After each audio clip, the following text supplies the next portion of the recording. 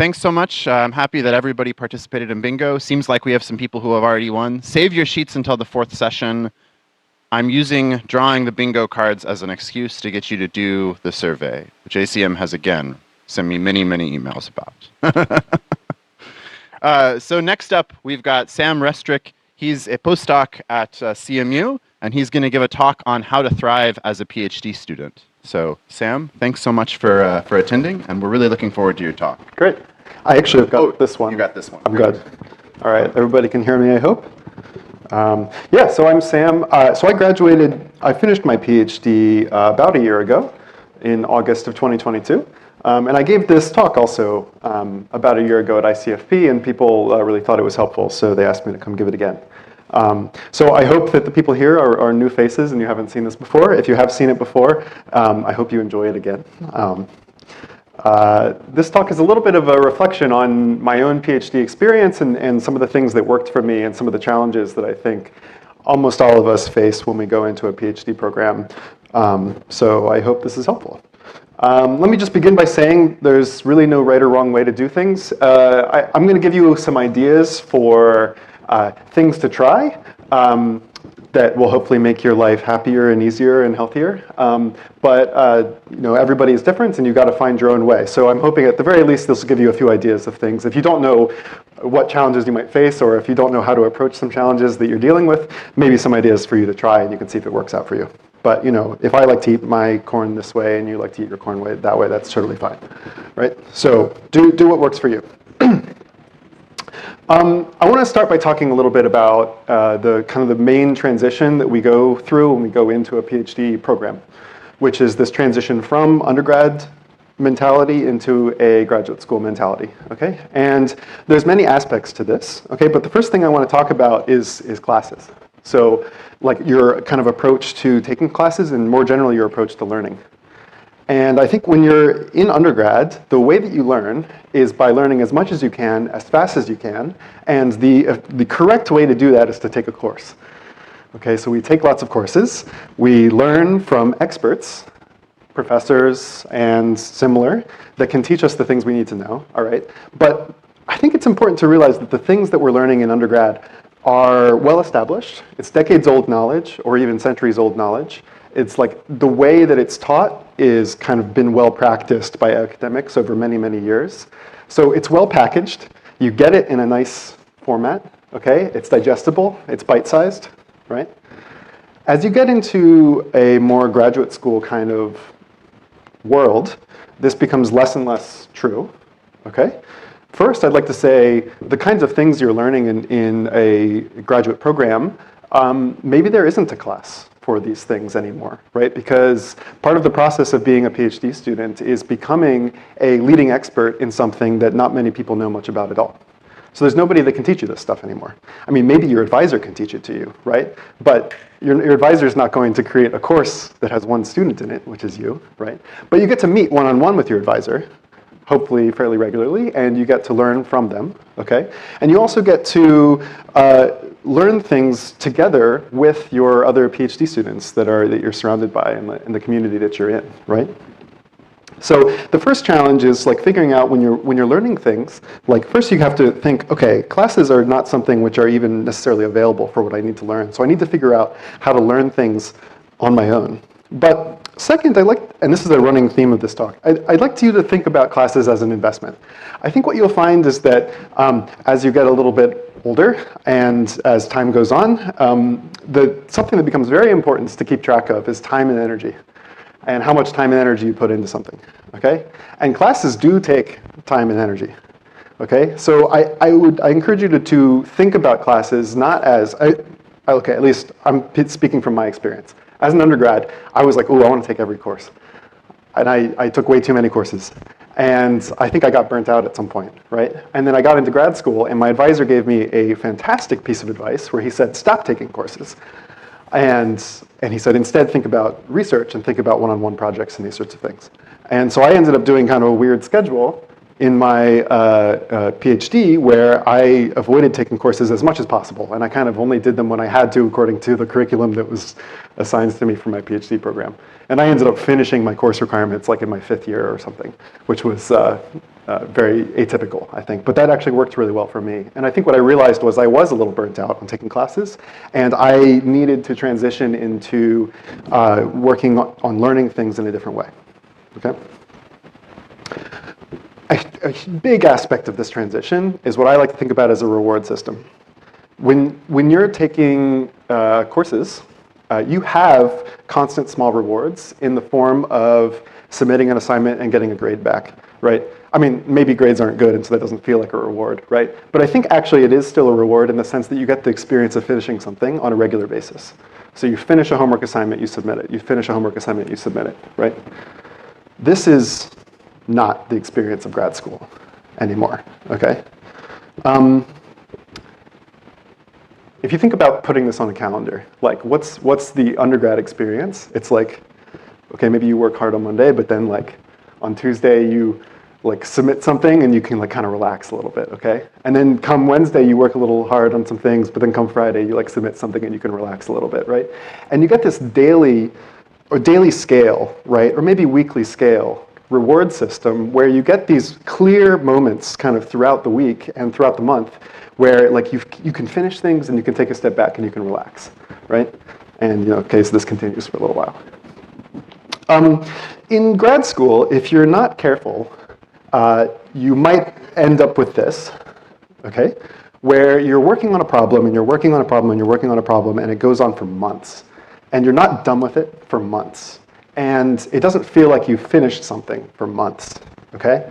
And then finally you get to the point where you like write the paper and you submit the thing and it gets accepted at a conference or whatever. And like finally you get that feeling of like, oh, I finished something and I can relax and like blah, blah, blah, okay? So just to be clear, like this is not healthy. This is not a good way to approach your work, I think. When I began my PhD, I was like searching for that reward, and it took like a year, or it took 2 years before I got the first reward, And in hindsight, looking back at that, I think that was like really a struggle for me. And so I hope that if you're aware of this, you can approach it maybe in a healthier way than I did. Okay, so the question is, how do you get that reward system working for you in this environment where the soonest like real like on paper accomplishment is like 6 months from now or something, or a year from now, or who knows how far in the future, right? Because you could be stuck on something for a very long time, right? And that is normal. By the way, if you're like stuck on something, okay, like good, this is like, that's where you should be. That's kind of the normal experience of research, okay? But the question is how to deal with it and how to interact with it in a way that's healthy, okay? So I started to ask myself, how do I measure this? Like, how do I know if I'm like doing good? How do I know if I deserve a little reward? And I don't know what the reward could be. It could be just laying on the couch at the end of the day, or it could be like, going out with friends and not thinking about research at all. Like there you go. There's a reward for the end of the day. So we first might think that you can measure this by concrete progress on a problem, right? So maybe you prove a theorem that you know is important, or even a lemma or something that's important for some project that you're working on. Or maybe you fix some bug in maybe because we're often developing, in PL in particular, we're developing software artifacts as part of our research. And maybe you're implementing a compiler or something large, right? That was my experience for my PhD, is I implemented a garbage collector for my PhD. And there were terrible, terrible bugs to deal with, right? And one of them, we could only get the bug to show up once every 100 runs or so. And then once it showed up, like you have so little information that you're not even really sure how to like investigate what went wrong. And at first I thought, oh, maybe like these little things like fixing that bug and proving that theorem or whatever are like ways of measuring my progress, and those are things that I can reward myself for. But this doesn't work, okay? That bug, by the way, we never fixed it. We just sort of kept working on things and eventually it went away. Not really sure what happened. We kept making changes to the code base and eventually we probably just deleted the buggy code and didn't even realize it, right? So that wasn't a good reward system for me. It wasn't a good way of scheduling my reward system, okay? And the only thing that worked for me, that I kept coming back to, was just asking myself, did I work hard on something? Like, did I feel good about the fact that I'd put in the time and the energy that I feel like this thing deserves, right? And if I put in that time and energy, then I was like, that was my sense of accomplishment that worked, okay? So a little hypothetical, like, oh, I got stuck on the proof yesterday. Today I spent all day on it, and I'm still stuck. You know, like, does this count as progress? Does this merit a reward? You know, and the reward, by the way, that I'm picturing here is like going home and not thinking about research and like playing video games and like, you know, just doing something relaxing. Like 100%, yes, this is like something that I think merits a reward. Okay, if you feel good about it. I mean, obviously, if you didn't spend your time well, that's something to think about, maybe something that you can work on, right? But if you feel like you spent your time well, like you were working on it, and you put energy into it, right? Even if you're still stuck, this is something to be happy about, I think, right? So like, this is the part to focus on. Who cares about the fact you're still stuck? That's the normal thing. Everybody's stuck all the time in research. We're always like, we don't know how to solve the thing. We're working on things that we don't even know if they are solvable, okay? So that's not the thing that should be the goal. The thing that should be the goal is the feeling good about the time and energy that you're putting into towards that goal. A really good indicator for this is whether or not you feel tired. I don't want to say that the goal is to feel tired. That's not the goal, okay? But like, be aware of this. If you start to feel tired, you're done. Like, it's okay to be done at that point. You're done for the day. Go home. I don't know, get some food. Like, this could even be, maybe you got up at 9 a.m., you start working on something, you put 3 hours into it, super focused, you know. You come noon, you realize you're super hungry, it's time for lunch, okay? After lunch, you're like, I don't really have the energy to like keep working on this problem anymore. Fine, like, go home. Who cares? You put those 3 hours in, you've done your like due diligence for today, right? And that's okay. And I think this is something it's weird to kind of contrast with the typical work experience that other people have. Like, your friends are going to be out in industry or something, working like these sort of 9-to-5 jobs where they have super clear working intervals and these sorts of things, right? And in grad school, we don't really have that. We define our own hours, we define our own time. And sometimes the right way to work on a problem is to only put 1 hour into it each day. You know, you don't need to work 8 hours on it. You'll just need to work 1 hour on it and then come back to it tomorrow. Or even work a few hours on it and then don't look at it for a week. You know, that's like a reasonable way of like working on a problem. Okay, so this is something to be aware of. I found that if I ever felt tired, like I noticed myself feeling tired because I worked really hard on something, and then I tried to keep working, it was always a bad idea. Like, I always, next day, I always kind of like looked back on it, it was like, oh, that was pointless. Like, A, I didn't get anything done. B, I kind of just felt anxious the whole time and like, you know, didn't really feel good. And then like, so then I asked like, what was the point? There was no point. So then I kind of like realized at a certain point, oh, okay, if I feel tired, I can just stop working, and that's okay. And it's probably good for you too. I found that actually super important thing. If you ever get the opportunity to kind of like relax and not look at something for a week even and come back to it, I think you'll find that it's much easier to get back into it. Like, you've got fresh ideas, you got like a new perspective on it. Yeah, I don't know. I did a lot of work on garbage collection, so maybe this is garbage collection happening in your brain, kind of in the background or something. Like, you're not working on something, and kind of your brain automatically kind of like getting rid of all the bad ideas, you know, even though you're not thinking about it. And you come back to it with a fresh perspective. It's kind of nice. This is also something which is like just really challenging. The deadlines, right? Deadlines are great because they can be motivators. A deadline can be a good way of motivating yourself to make progress on a problem. But it's really important to keep in mind that if a deadline shows up and you're not done, that's okay. This is also just extremely normal. It's like a very common experience, I think, for all academics, which is that you work on a problem, maybe you're pushing for a deadline, so in the last week or two, you like are working on that a lot, okay? The deadline shows up, and then you have to ask yourself, like, do we actually have something that we can submit, right? And it's very common that the answer is no. Don't feel bad about that. That's like part of the process. And I think in PL, something that works, at least for my research group, is that we have multiple conferences that we can submit to kind of throughout the year. We could submit to ICFP, we could submit to POPL, we could submit to, no, PPOP. Okay, I do work in parallelism, so PPOP is another option. So anyway, so we have like a few different conferences kind of throughout the year. And if we can't make one deadline, well, maybe we shoot for the next one. And that's helpful for kind of organizing when we put effort into a problem. But the deadline can come and go, and that's fine, okay? This was something that I struggled with, though, at the beginning, was shooting for a deadline and then end up just giving up on it. Kind of feels unsatisfying.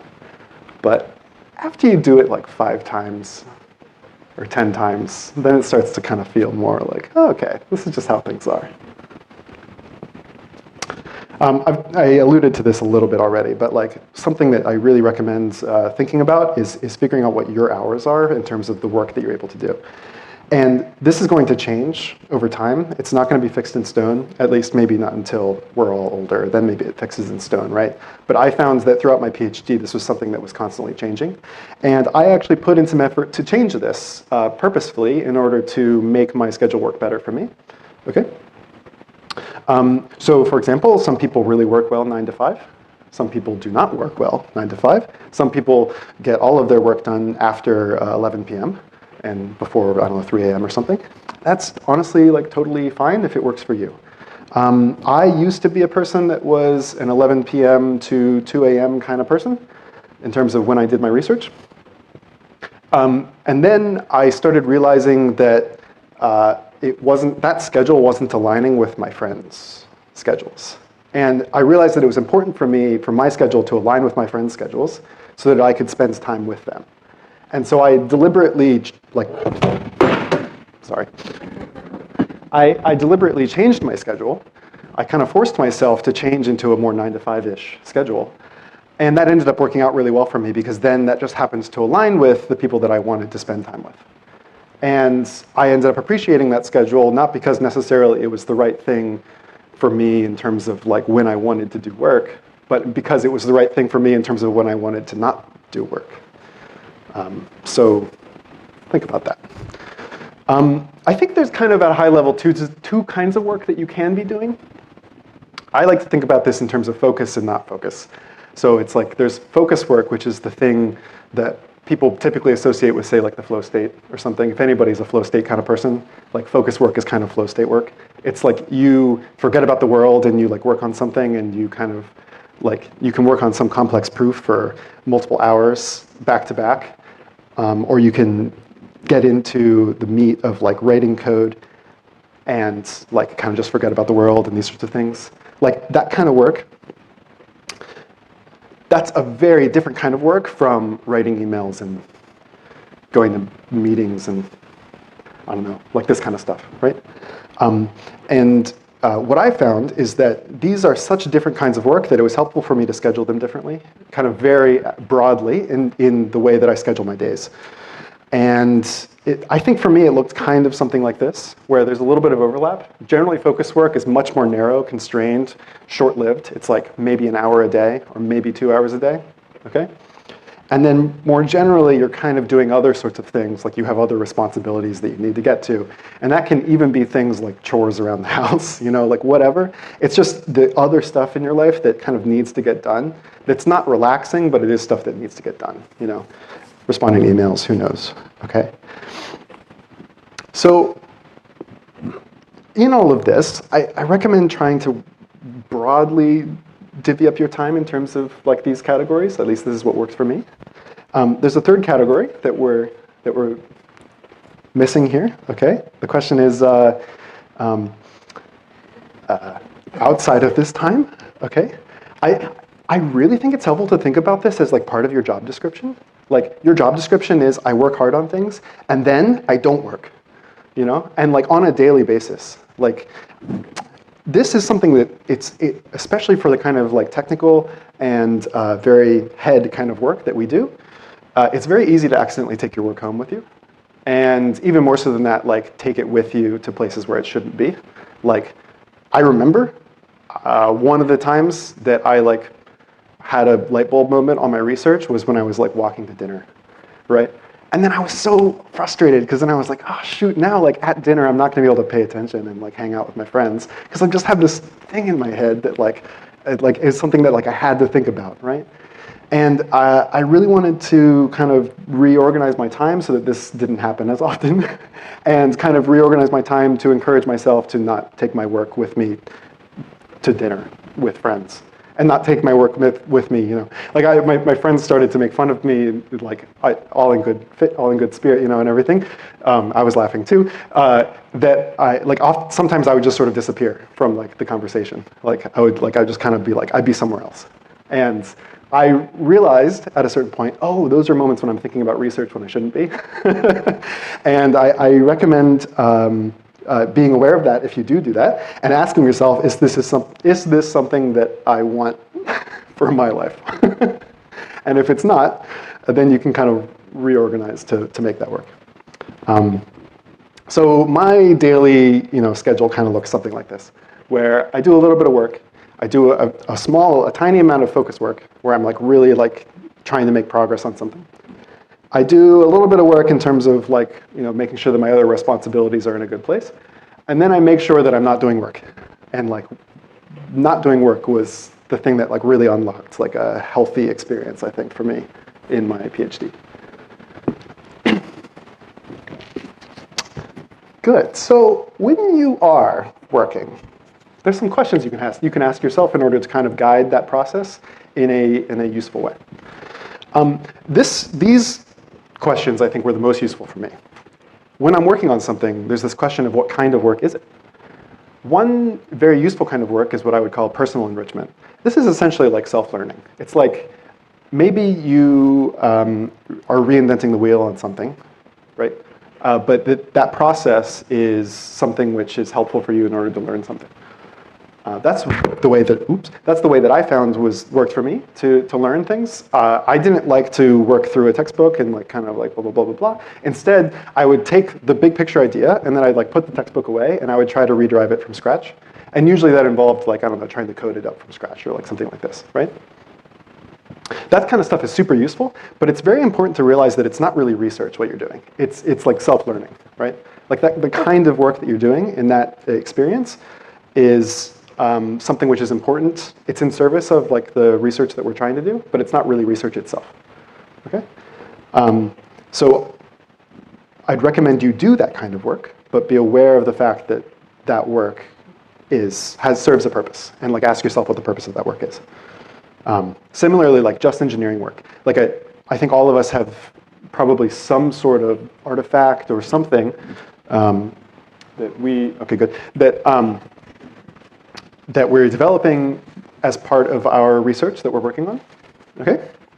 And there's going to be a lot of work like, I don't know, maintaining a GitHub repo for something and, I don't know, like fixing little bugs that aren't really super important and like all these kinds of things. Yeah, of course. Well, while they're figuring out, I'll just kind of riff here a little bit. All of this kind of work is also important, I think. But it's also like important to ask yourself like what the purpose of that work is and whether or not that work is a useful allocation of your time. I think it often is a useful allocation of time as long as you don't do too much of it. It's basically the end of the story there. Figuring out the difference between what kind of work is research and what isn't was helpful for me in terms of, at the end of the day, asking, did I spend my time well, and like, am I happy with how I spent my time today? And it's okay to only spend a little bit of time on research every day, but I think it's important to try to spend at least a little bit of time on research every day. Good. How are we doing? Yeah. I think that you include the personal enrichment, like reading a paper that's maybe you think outside the research. Reading papers. That's a good question. I feel like that's research. I think reading papers is research. Unless you're reading papers that you know are like something you're never going to cite. That might be personal enrichment. Yeah.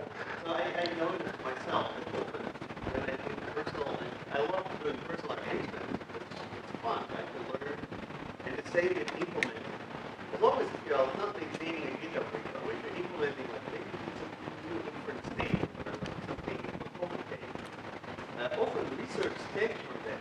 And so I feel, Absolutely. and sometimes I do something that seems useless like a year ago, and then suddenly I'm like, oh wait, I remember this paper, this thing. Yeah, So there's this accidental. absolutely. It's really important. I would stress that it's not useless time. On the contrary.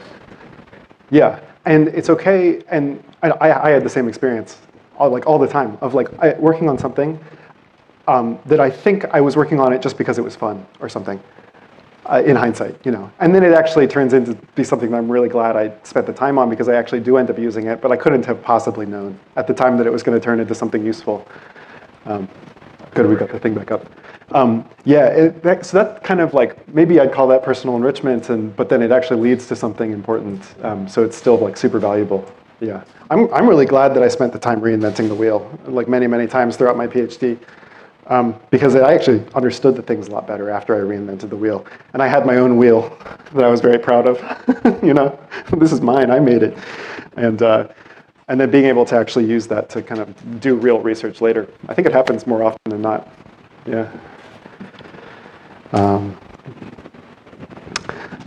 Good. One of the really challenging things I think about time management in your PhD is managing different projects. Here's a question for you. How many projects should you have going at any moment? 1, 2, 5? I don't know. Okay, hopefully at least one. Maybe 3, maybe 3. 3 could be good. Okay, I found that somewhere in that range is definitely good. I think more than one is important though. You shouldn't have only one project. You should try to have more than one project. I think I found that 2 projects is a nice number. In particular, one of them is one which is your baby. That's the thing that you're spending a lot of your time on. That's the thing that maybe will turn into your PhD thesis. I don't know. Okay? And then hopefully you can have another project on the side. Think about it as a part-time project. Hopefully you're not leading it. Maybe you're a co-author on it or something, right? But the point is that you need to be able to, if you get stuck on one thing, you need something else to work on. I think this is really healthy for our brains if we get stuck on something to not look at it anymore. When you're in the moment where you're completely stuck on something, to actually stop working on it and instead work on something else. And I found that having 2 projects worked out really well for me to manage that. As I got further along in my PhD, that list of projects grew, and this becomes even more and more of a challenge. And I can't speak from experience yet. I'm hoping to be go for tenure track positions and stuff soon. My sense is that this kind of just keeps ramping up. You just kind of now I'm in the experience where I have maybe too many projects going, and I kind of get the feeling that as I continue into becoming a professor somewhere, this is going to just be the norm. Okay, but I think early in a PhD, maybe 2-ish projects is a good number. In order to have multiple projects going, I really recommend thinking about how to create some sort of environment where you can make constant incremental progress. And what I mean by this is like a running notes document, a brain dump document. I kind of have 2 different notes documents. I have what I call my notes, my research notes. That's where I put mostly my good ideas. Okay, and then I have a brain dump document.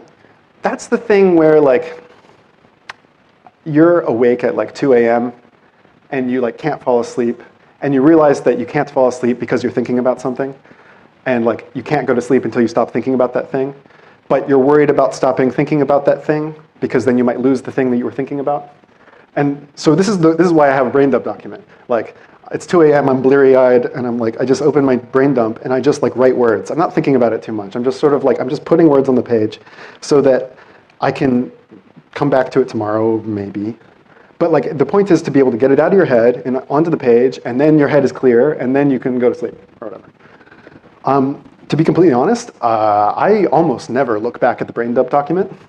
Okay, but I do remember what I wrote in it. So it's very helpful. And every once in a while, there is a diamond in there somewhere. Mostly it's garbage, but like every once in a while, you kind of like think back, like, oh, maybe that idea last night actually was a good idea, and you kind of like go back and look at the complete like stream of consciousness garbage that you wrote, and you like see something in the middle. You're like, ooh, yeah, that actually is a good idea, and you kind of work on it. So that's one way of making incremental progress on projects. Like if you have multiple projects going on at once, you need to be able to kind of like, if you have an idea, make sure that you don't lose that idea, basically, and keep track of it somehow. Just make the damn repo. Like if you feel like a project is starting, go ahead and make a repo for it. I think almost all of us are working in software, right? So probably like a GitHub repo or something. Just create a place where you can start putting stuff.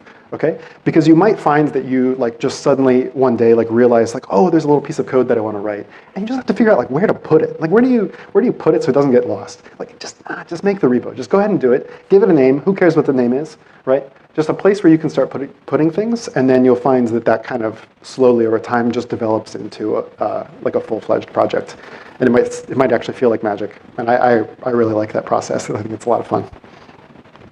So I have a big monorepo, just a private monorepo, this is kind of like my everything repo for just like dumping ideas that I have.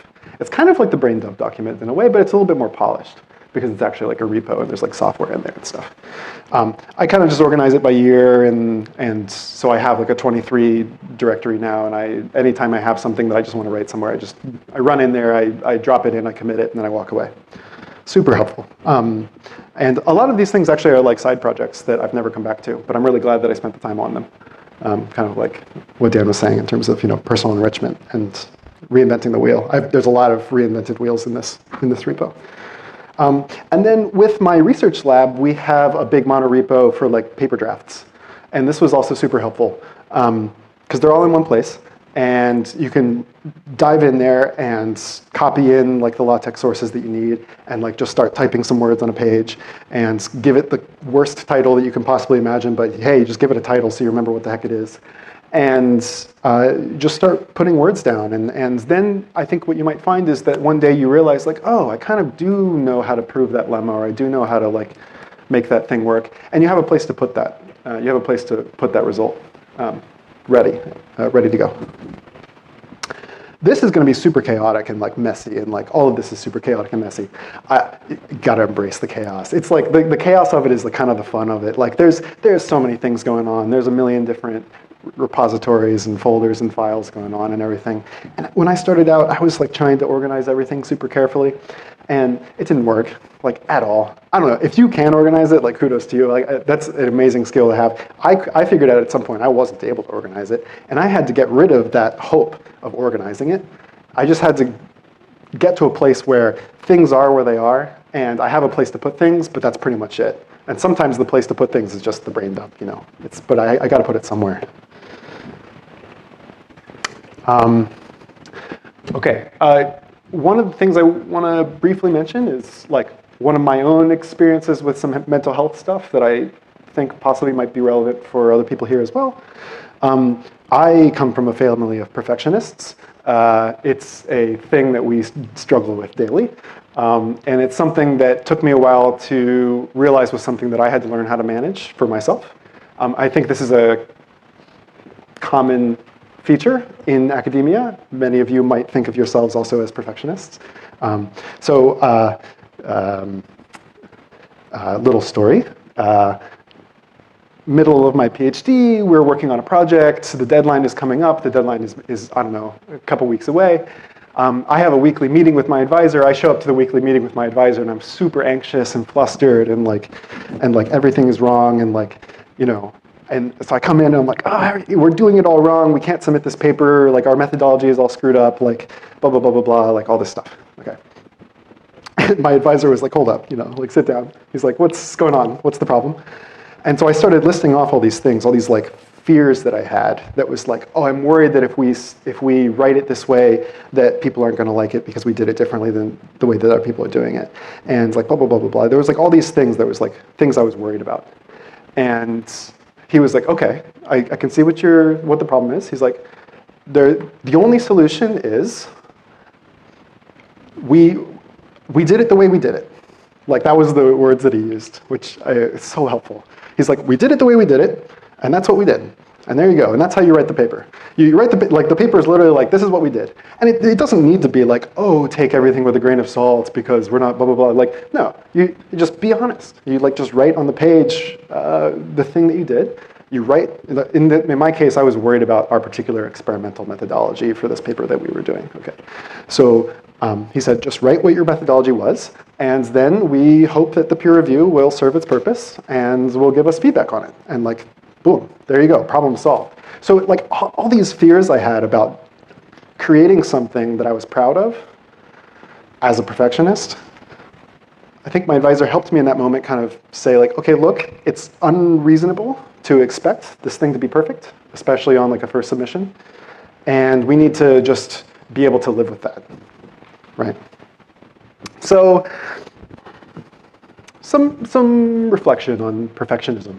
Like, it's useful, definitely, as a motivator to get good work done.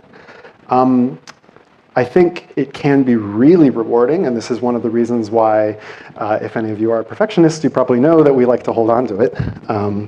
It's really satisfying to make something that you feel really good about, okay?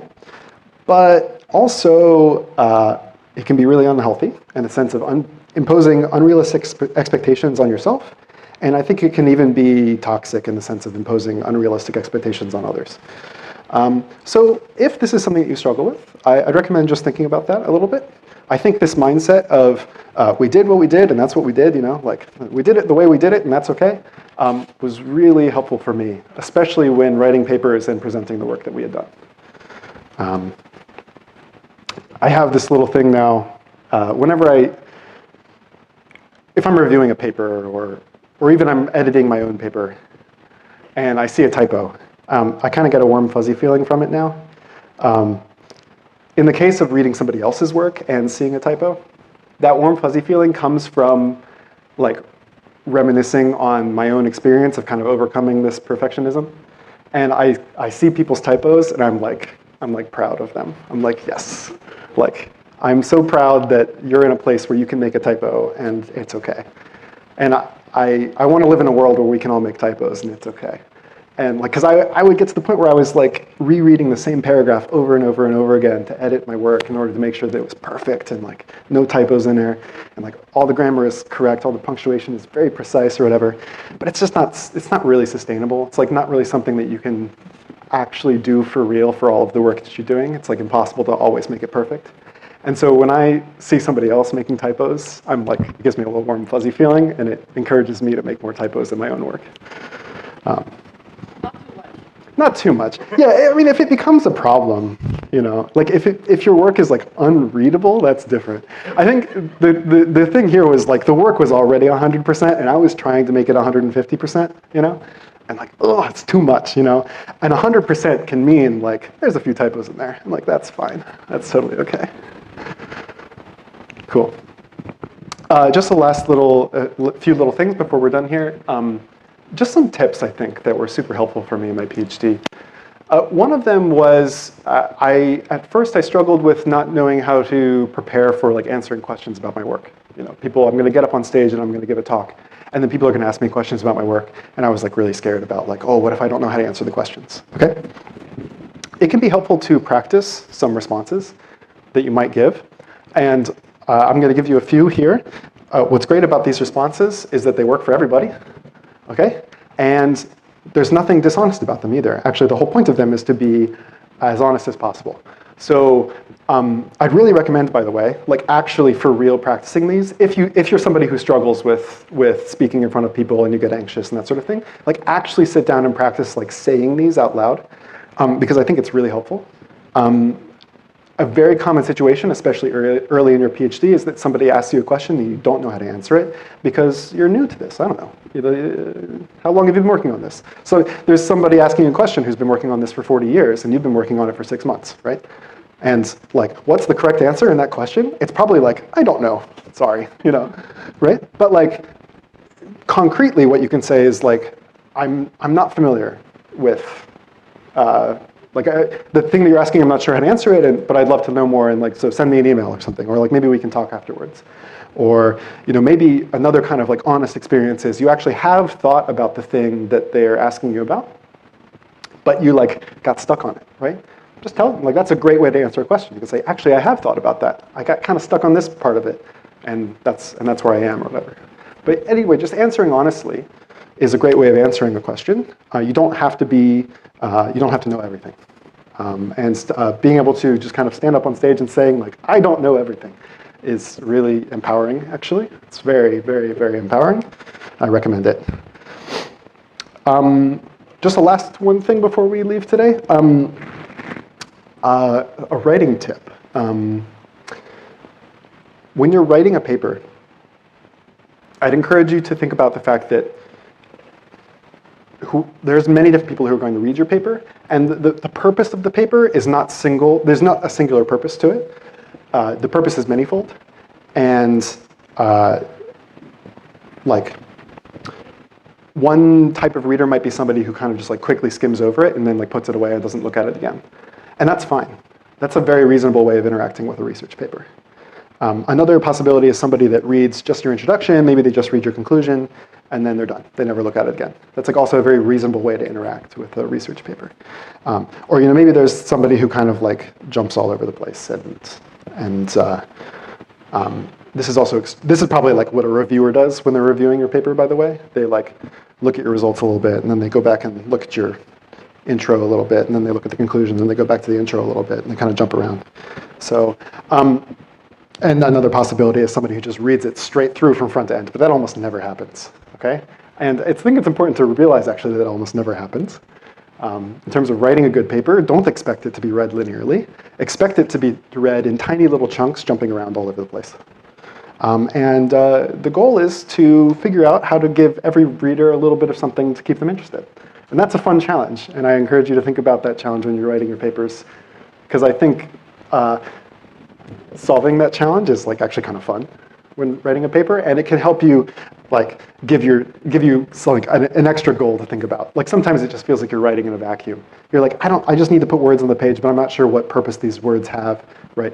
So one of the purposes that you can think about is like, oh, what if somebody started reading right here? Like this is the first thing that they saw in the whole paper, right?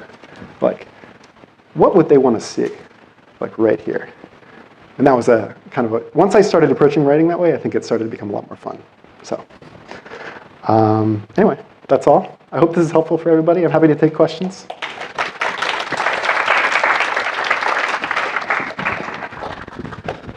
Yeah.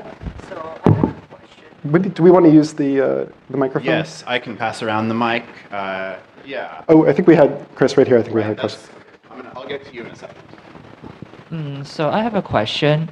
Are there any psychological or personal issues that led you to choose a PhD over something like internship or industry development? So I'm very curious about this question. Thank you. Yeah. Oh, 100%. I don't know, I think I come from a family of academics, and so I always kind of thought I would end up in academia. So that's one thing. I think that the qualities of somebody who makes a good academic are some of the things I talked about today, like that perfectionism thing is actually super useful for research, and we just have to learn how to manage it. So these sorts of things, I think, I don't know, for me at least, it was like, I think that's kind of what led me down this path. I wanted to work on things that are like, where like I could sit down, like just me in front of a whiteboard and like chug through something and like get somewhere, get something out of it. And that kind of work is the kind of work that works well for research, but maybe is not the kind of work that works well for other sorts of jobs. So I don't know, at least for me, that's kind of what worked. Yeah. Thank you for putting together. Thank you for putting together this talk for all the students. It is working? Well, okay. So one thing you didn't mention, which is when you asked the question, is this research, is that research can fail. Yeah. And what would you say to a student who is facing a project where it fails? This is like probably the hardest part of doing research. I think what I would tell them is that they are not alone. Like, this is everybody's experience with research. I think there's ways to manage, like, it can feel like disappointment, it can feel like failure, but I think it's important to like think about it in a way that it's not a failure, it's an opportunity. Usually every time a project fails, I think what we discover is that there's something interesting lurking there that turns into a success. And so seeing a failure as an opportunity, I think is helpful. But also, like, there are ways that we can organize our lives so that research failures are not really something that is like detrimental to us. It's like the all of your eggs in one basket kind of problem. This is also another reason why I recommend having more than one project going at a time. You don't know which one might fail. And it might fail in the sense of like you end up just kind of stop working on it because you realize that you're kind of stuck on it and that stuckness is not changing. But yeah, no, it's really hard. I don't think there's a good answer I can give outside of like, you're not alone, definitely. Everybody is in the same boat. And like, yeah, it's a great challenge. Yeah. Do you think someone whose motivation is mostly derived from external factors like deadlines and stuff can still be like successful in a PhD, or do you have some tips for them? Oh yeah, 100%. Yeah, if you're somebody who's motivated by deadlines, then give yourself more of them. Like, you can give yourself an internal deadline in terms of like, a good example of this that worked for me was weekly deadlines, like for a weekly scheduled meeting. Like for every meeting that I would have, I would try to give myself a goal. And that goal could literally just be like, to make sure that I have something to say about the thing that we're stuck on. Something new to say about the thing we're stuck on. But it's okay to still be stuck on it, but at the very least to be able to say, I looked and I tried it this way, I tried it that way, and I got stuck in a different way. Anyway, so that kind of giving myself a frequent deadline, in this case it was weekly, was really helpful, yeah. This will be the last question, but please feel free to talk to Sam afterwards. Yes, please do. Yeah. For someone who's like bad at incremental deadlines and like the structure of classes, would a PhD program be easier to keep track of than undergrad? Somebody who is not good at frequent deadlines is what you're saying, or Like the frequent class homework deadlines and everything, yeah. but is able to work on a research program for long periods of time. Oh yeah, I mean that's like the bread and butter of research is. I mean, I think a lot of people struggle with that experience. If you find that you do not struggle with it, then you might be uniquely situated to do really well. No, honestly, like sitting down and working on something for a long time, that's the bread and butter of research. Yeah. Thanks so much, Sam, for your time. Very much appreciated. I'm sorry we don't have more time for questions, but please do feel free to talk to Sam. Yeah, please do.